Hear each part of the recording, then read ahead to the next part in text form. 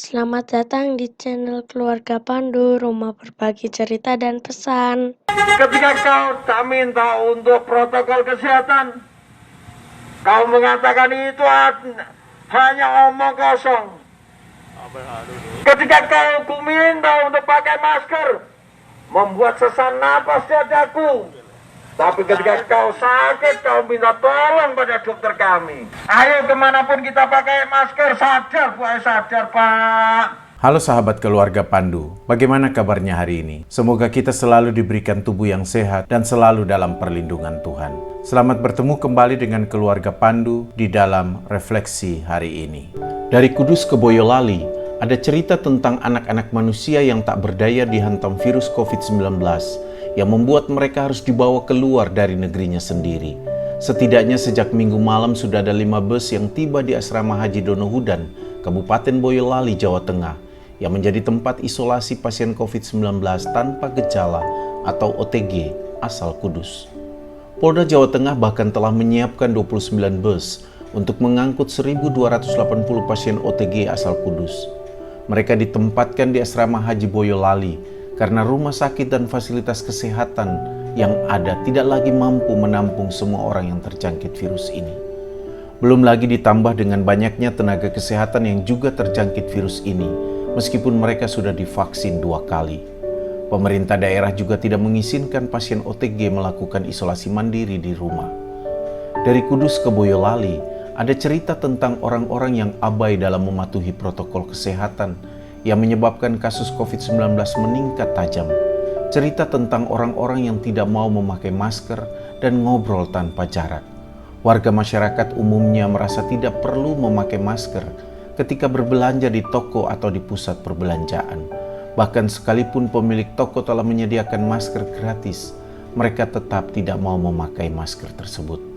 Karena itu pemerintah setempat bahkan mengambil sikap tegas melalui penerapan aturan bahwa pusat perbelanjaan, pasar tradisional, dan pedagang kaki lima harus ditutup setiap Sabtu dan Minggu agar bisa menekan kasus COVID-19 di Kudus. Dari Kudus ke Boyolali, ada cerita tentang kepala desa yang harus berkeliling desa, membagikan masker, dan mengingatkan warganya agar mau memakai masker dan mematuhi protokol kesehatan.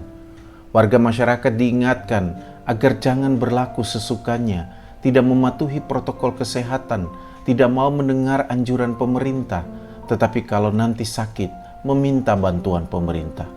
Tidak heran ada 6 desa di Kudus yang dijaga oleh pasukan setingkat kompi dari Brimob karena lonjakan kasus COVID-19 yang cukup tinggi. Pasukan dari Brimob ini akan menjaga pintu masuk desa agar warga desa disiplin dalam menerapkan isolasi mandiri.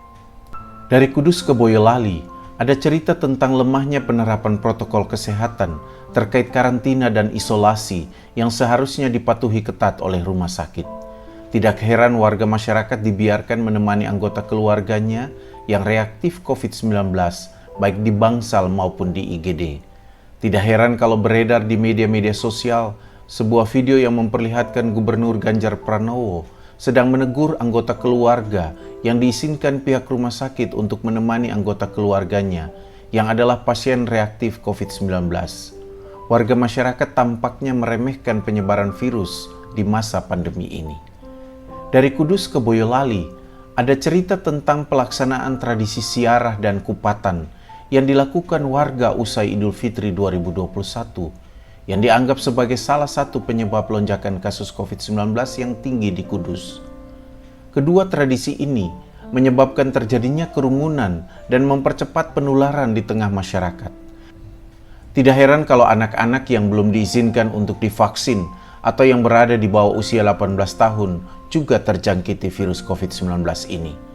Karena itu, sudah seharusnya semua tokoh agama dari agama manapun dan juga tokoh masyarakat harus mengambil peran penting dalam membangun kesadaran umat beragama dan warga masyarakat tentang tanggung jawab semua umat beragama dan warga masyarakat dalam menghentikan penyebaran virus ini.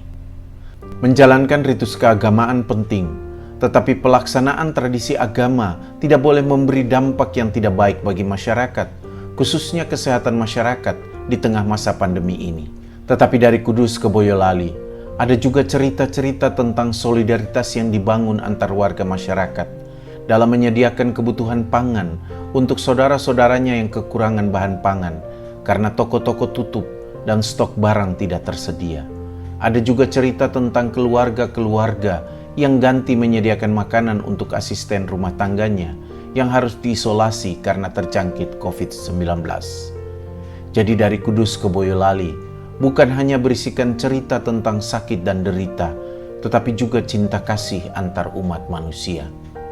Dari Kudus ke Boyolali, ada titipan pesan bagi kita bahwa ada pertambahan jumlah varian virus COVID-19.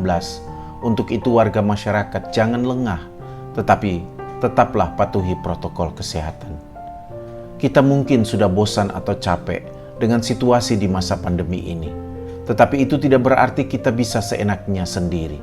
Protokol kesehatan masih tetap penting, karena itu harus tetap dan terus dikampanyekan. Tetapi dikampanyekan bukan hanya karena penting, tetapi karena banyak warga masyarakat tidak mematuhi protokol kesehatan yang ada.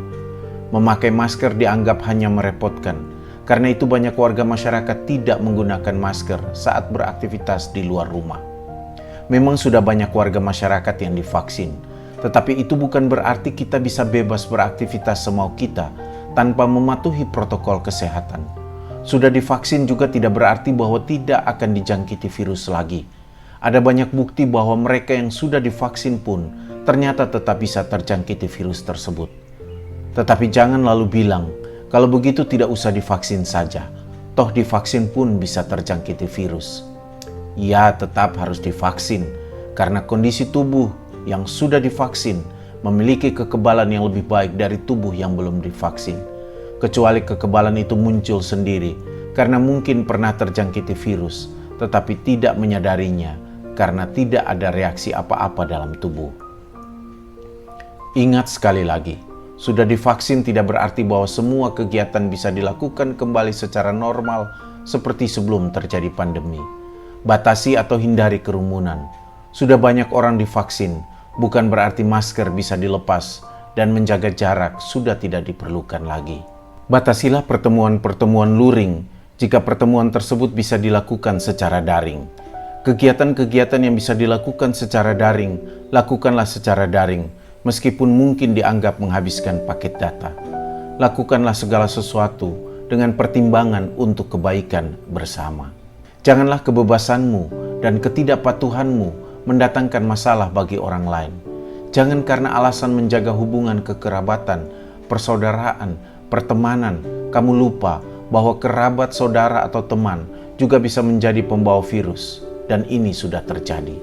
Sudah ada banyak cerita tentang pertemuan keluarga, pertemuan dengan kerabat, pertemuan dengan teman yang berakibat pada orang-orang yang hadir dalam pertemuan tersebut terjangkit virus. Untuk itu, ingatlah pepatah tua ini.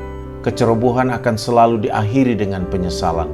Jadi janganlah kecerobohanmu atau ketidakpedulianmu dalam mematuhi protokol kesehatan berdampak buruk bagi dirimu dan juga orang-orang di sekitarmu. Jangan sungkan untuk menegur mereka yang tidak mematuhi protokol kesehatan dan saling membantulah dalam membatasi penyebaran virus ini dengan mematuhi protokol kesehatan yang ada. Dan jangan lupa berdoa untuk mereka yang terjangkit virus ini agar bisa segera dipulihkan. Teruslah berefleksi.